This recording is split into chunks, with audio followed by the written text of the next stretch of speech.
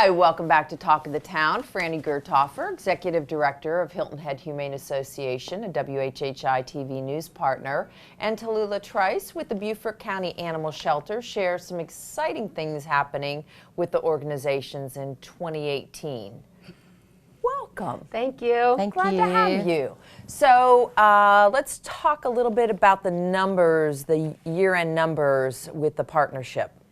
That's worked out really well. I mean, for our numbers, I mean, I just had to bring my little cheat sheet here, but for our organization, which is not open admission, which Tallulah's is open admission, sure, we took in 1,500, just over 1,500 animals, 1,506 in 2017. And then we were blessed to be able to adopt out 1,493 animals. That's terrific. So it was a good year for a private nonprofit, you know, and a lot of those animals filtered through Beaufort County first and then came to us. So that's what has made this partnership so valuable. And so talk about the new state regulations for reporting those numbers by animal shelters and rescues. Well, the regulation now from the Department of Labor is that all animal shelters are now required by the end of January in the calendar year to report how many animals came in and also how many animals went out and by what method did they go out. Were they adopted? Were they transported? Were they euthanized? Were they reclaimed by owner? So there's more of those stipulations on animal shelters to record, you know, the numbers that are needed to see how we're doing statewide and then nationwide. So we're thrilled about it. We're thrilled about that. So licensing is misunderstood in Beaufort County as it pertains to animals. Please break that down. Yeah, what we did was the people that typically get licensed, you know, around the United States are the people that aren't the problem, and they're paying every year for a license, you know, in their municipality. So with this county, we thought we're not going to go after the people that are doing it right.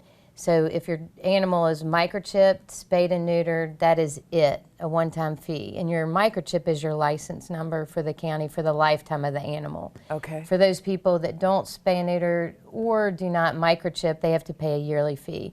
So it lets us target the people that are the problem and leave the people alone that aren't the problem in our county. And so mandatory spay-neuter ordinance for pit bulls, did it help and is it still helping? Yeah, Hilton Head provides free spay-neuter for all pit and pit mixes, and again, you know, our numbers, we're averaging about 3,200 a year, and you know, our euthanasia has gone down from 17%, and that includes feral cats and all animals that we intake, including goats and horses and everything else. Our euthanasia went to 12%, so we continue to reduce it. But majority of that 12% are pit bulls. I would say 90% of our euthanasia are pit bulls or feral cats. And so animals left in unattended cars, breaking the law? No, it used to be, and I know people get upset, but the problem was we wasted a lot of time with animals that were in cars, like during, say, overcast 50 degree. They had water, they weren't in distress. So now if there's a car left in a dog left in a car, if it's in distress, then we just charge them with animal cruelty. Because again, it's, you know, there's a temperature, you know, in the summer, we're more strict on that. Yeah. You know, not as much in the winter. How about barking animals when owners aren't home, breaking a noise ordinance? That again is something, it's hard to prove. We have to have the people record it because you know, again, we don't want to go to court with stuff that we can settle within the homeowner association or neighbors. But again, it's a nuisance. So if people have a problem with anything that's a nuisance on their property or a noise ordinance, we do have to address that. And so what is the ordinance on feeding and caring for the feral cats in Beaufort County? You have to have a permit to feed, it's free, but it's a permit to feed feral cats, be a caregiver. Okay. And the reason we do this so that during a hurricane or a disaster, we'll know where all the colonies are, because we did have to distribute food and water during Matthew, and as well as Irma for those people that evacuated and couldn't get back in. But then it's another thing is to make sure they're being taken care of. If they create a problem, we can go to the caretaker and address and try to fix the problem.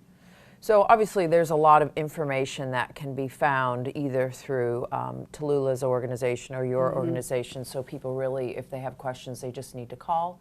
And thank you for joining us today. Thank you for All right, having us. thank you.